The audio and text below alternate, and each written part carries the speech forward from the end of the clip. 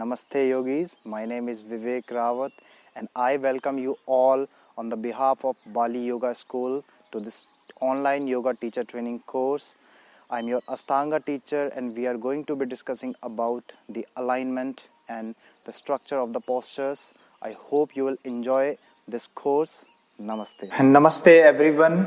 Once again, welcome back to the Ashtanga yoga session. Let's start this session with the chanting first. Sit comfortably or stand upright. Join your palms together. Close your eyes gently, keeping your chest well open, relaxing your shoulders. Inhale deeply.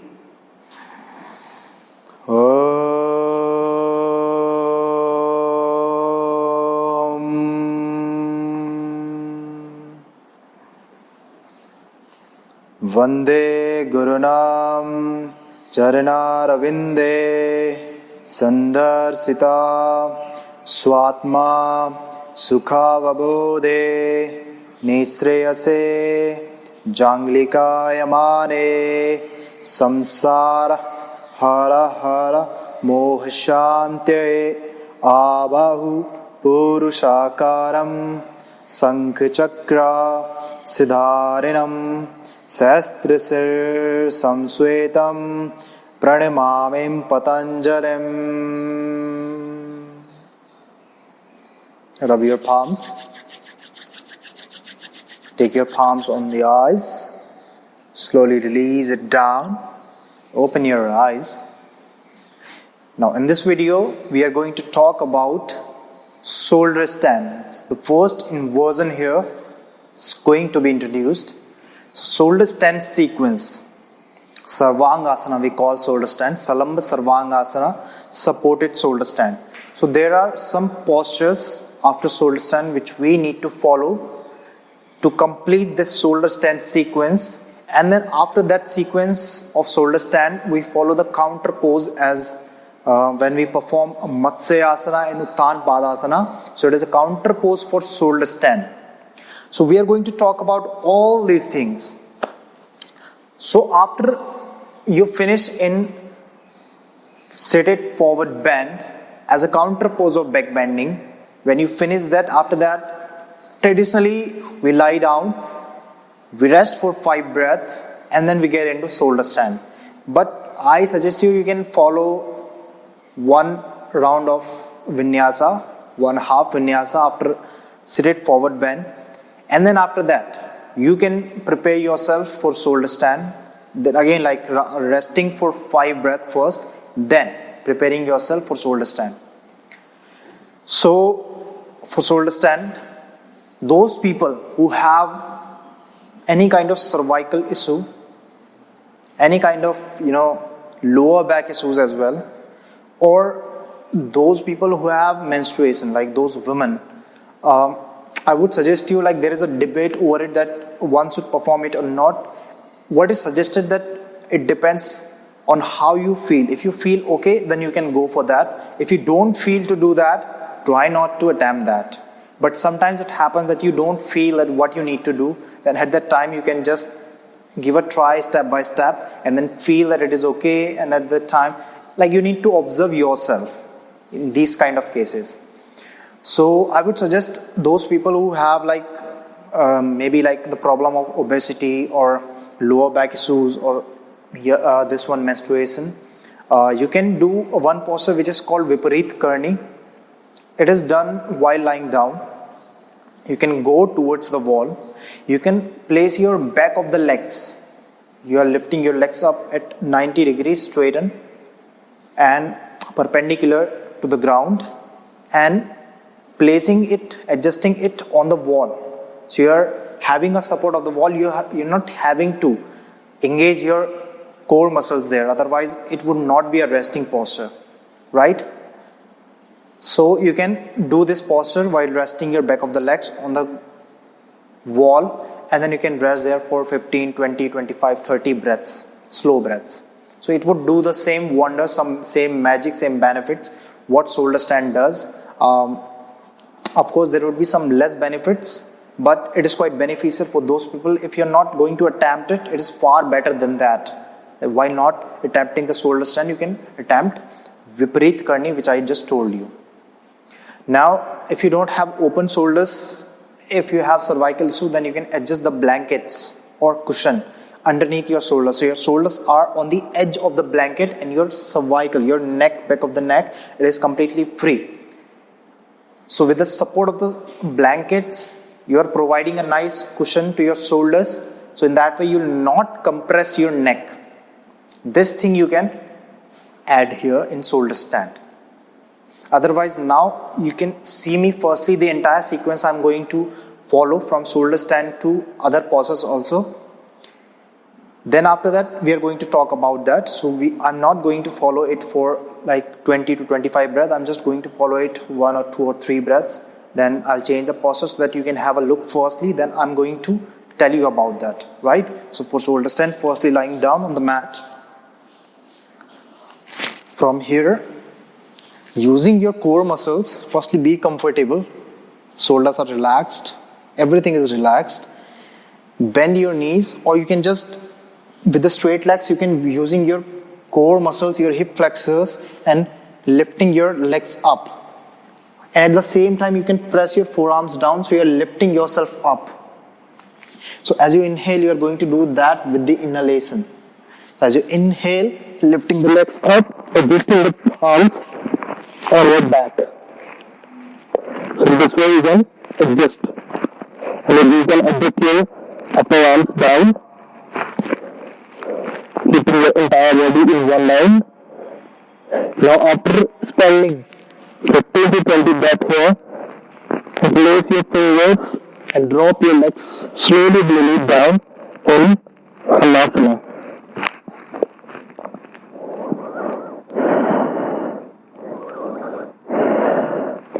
Then dropping the knees down in Plow.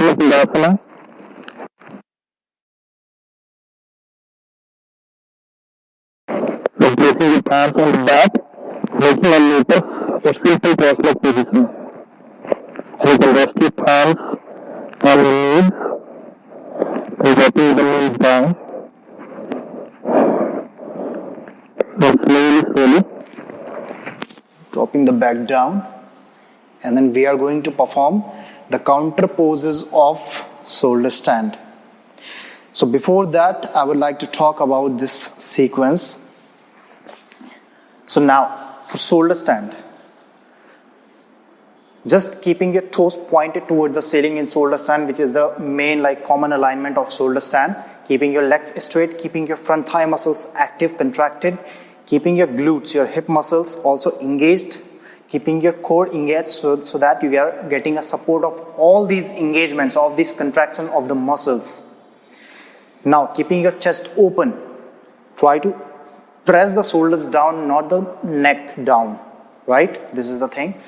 We can spend 15 to 20 breaths there. If you spend just 5 to 7 breaths, there are no benefits of inversions. There are only benefits if you spend more than 15 breaths. So the more breath you hold it, like 20 to 25 to 30 times, the more benefits you will get. But if it is getting, if you are struggling there, try not to hold like 25 to 30 breaths. You can hold 15 breaths just like that, okay? Now, after shoulder stand, as you exhale, you're going to drop your legs first down, then you can interlace your fingers, pointing your toes down, keeping your legs straight, keeping your hips over the shoulders in Halasana Plow pose. If your feet are not reaching ground, or if you are rounding your back, what you can do, you can drop your feet over the block, horizontally or vertically, or keeping your legs against the wall. You can perform shoulder stand against the wall. So in that way, you're keeping your spine straight. Spine is the main goal here. Spine is the main game. If you're not keeping your spine straight, then, there's no benefit of the posture. So keeping the spine straight, keeping the leg straight as well, and point it either over the block, either against the wall, or either on the ground. One thing here, okay? Now, spending 7 to 8 breaths here. After spending 7 to 8 breaths, as you exhale, again drop your knees down beside your ears. This is Karnapidasana. Drop your top of the feet down on the ground as well, and you can hug your thighs as well. But if you are feeling any kind of pinching sensation on your lower back, then you can keep your fingers interlaced So in that way you will keep your chest open and it will provide you some nice alignment of the spine. One thing. Now keeping the gaze at your tip of the nose here in the entire sequence of shoulder stand. After this, what you can do, if you're not able to drop your knees or feet all the way down in 𝐘𝐸 after plow pose, again with the support of the block, you can drop your knees over the block. In that way, you can keep your spine slightly straight. In 𝐘𝐸, it is okay if you keep your spine slightly flexed, but make sure that that should happen with strong contraction of the core. Make sure that you're not rounding your spine too much. That is not a good idea of alignment. A slight roundness, it can happen. It depends on how you feel. If you're not feeling there, if you're feeling too much pressure on your back, that is a time for adjusting a kind of modification or any kind of props. Again, spend 7 to 8 breaths there. From there on, firstly shift your palms on your back, press the shoulder down and make a lotus. So you can lift your legs entirely up and make lotus or half lotus or simple cross leg position. And then you can place your palms on your knees. But if it is again too much, here you have to keep your spine straight. If it is too much, then you can keep your arms down interlaced or keeping your palms on the back. That is good. That is Urdhva Padmasana, upward lotus. After that we have embryo pose.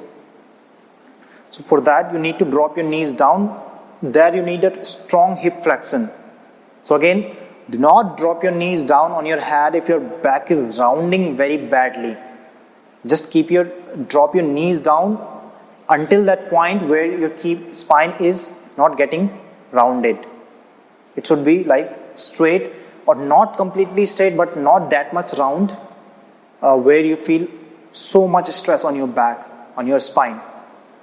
After that, just again adjust your palms on your back, lift the knee up. You can even extend your legs up, but we are going to follow the fist pose, which is done with the lotus legs. Drop your legs down, and then you can firstly in fist pose, what you can do it with the straightened legs or lotus legs. It depends. So crossing your legs, expand the chest up for the counter pose, fist pose, Matsyasana. Adjust your top of the head down on the mat, press the elbows down, adjust the head, and from here you can grab the toes. Keep on expanding your chest higher. You can place your elbows down like this and be here, or you can straighten your legs, adjusting the palms under your hips. After spending 7 to 8 breaths here, again as you inhale, lift your legs up, arms parallel to your legs, joining your palms, point your toes. Uttan Padasana. After spending 7 to 8 breaths, drop your legs first, elbows then at the end, release your head down. So this is the sequence of shoulder stand and all these, the counter pose of shoulder stand.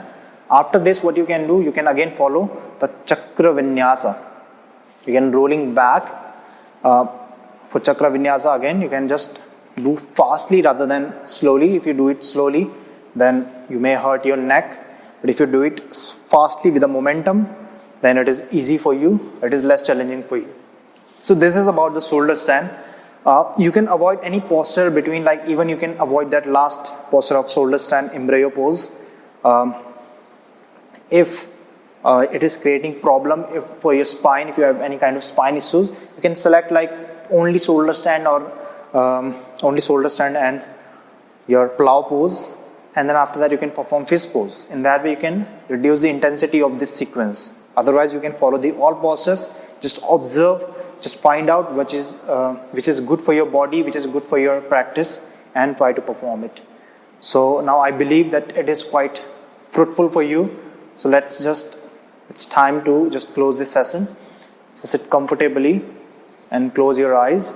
Join your palms together. Inhale.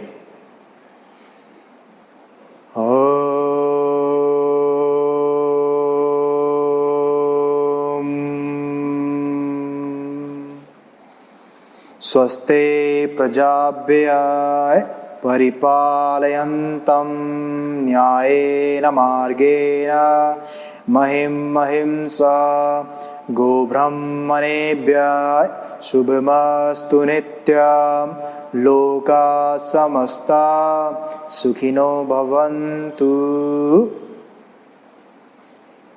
Rub your palms once again. Bring your palms on your face, on your eyes. Feel the smoothness. Gently release your arms down. Open your both eyes. Namaste.